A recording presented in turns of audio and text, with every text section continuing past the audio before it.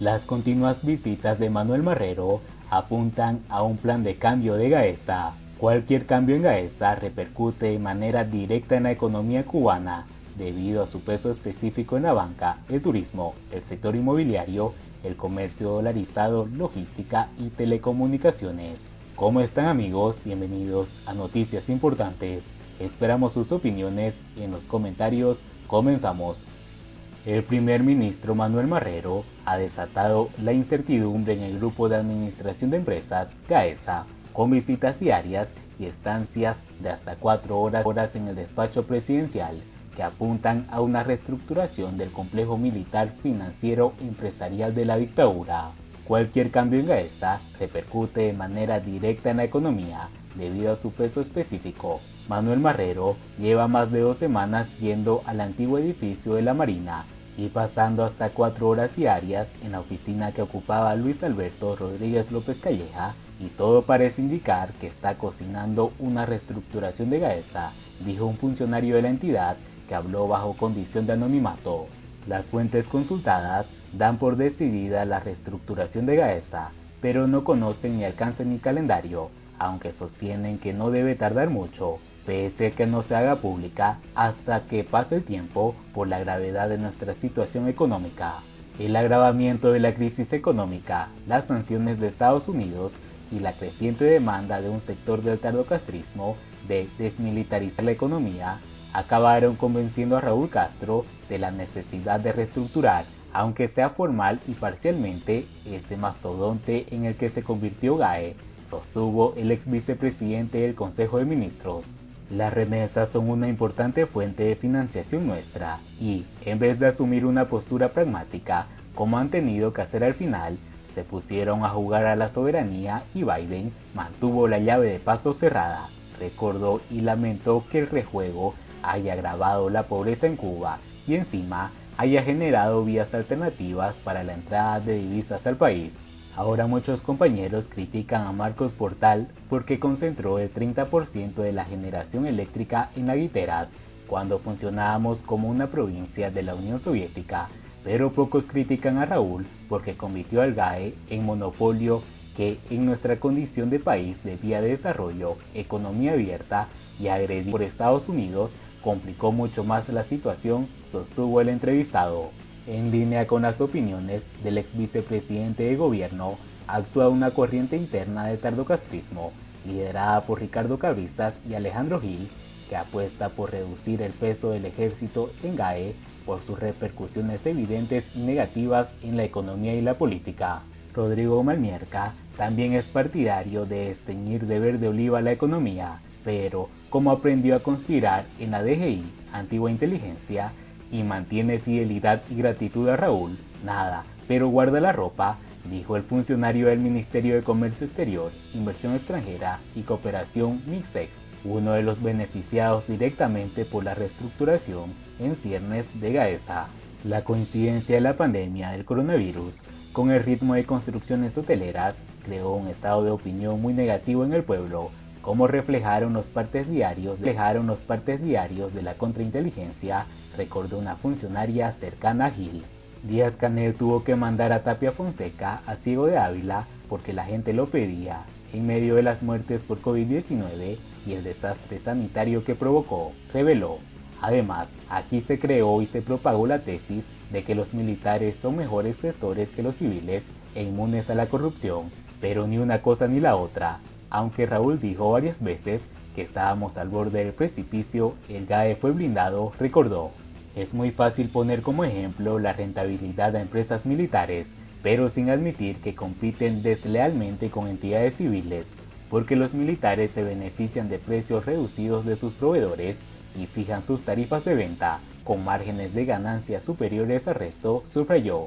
Consultado el ex vicepresidente del Consejo de Ministros sobre el dumping creado a favor de GAESA, aseguró no tener datos, pero recordó amargas experiencias de la causa 1 y 2 de 1989, cuando un grupo de compañeros militares, autorizados a realizar labores de contrabando, crearon una situación muy difícil a la revolución.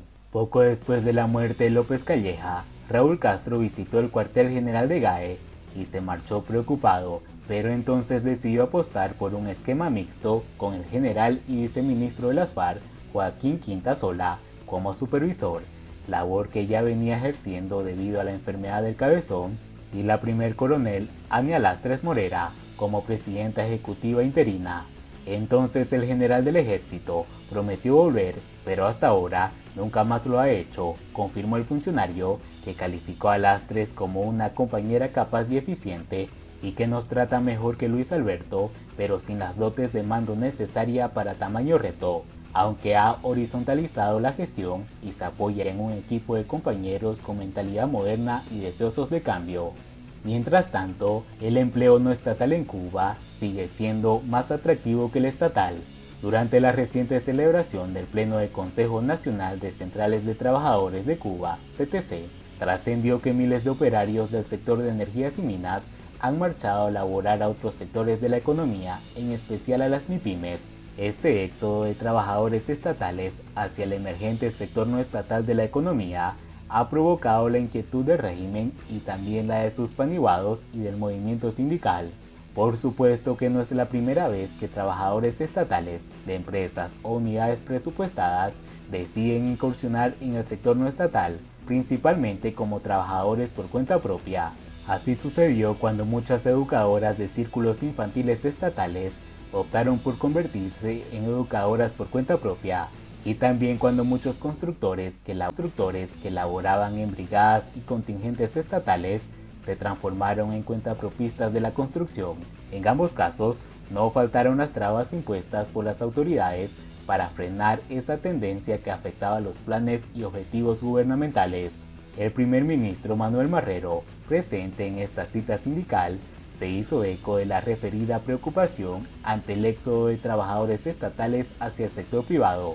Recordó que la Constitución de la República deja explícito que el ente fundamental dentro de los actores económicos es la empresa estatal socialista. Los demás son complementos de esta y no puede suceder que ese encadenamiento vaya en detrimento de la empresa.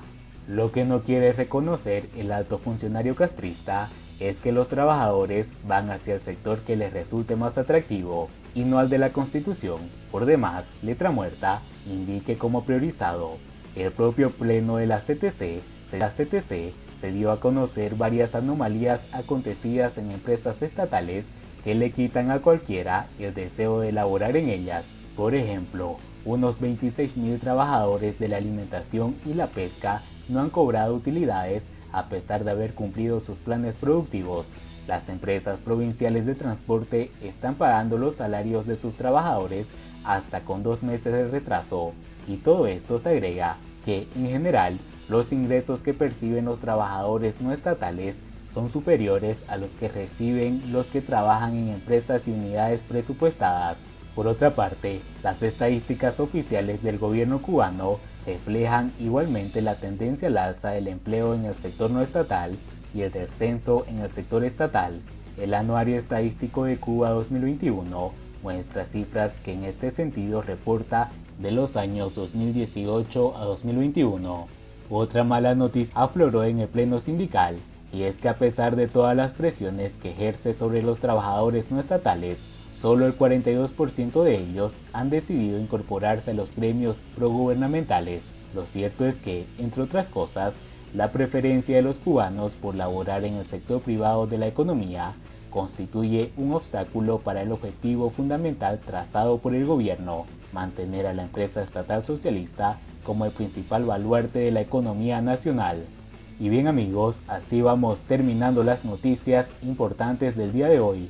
Por favor, nos ayudarían mucho compartiendo las noticias y así poder informar a muchas más personas de la verdadera realidad en Cuba. Patria y vida mis hermanos, nos vemos en el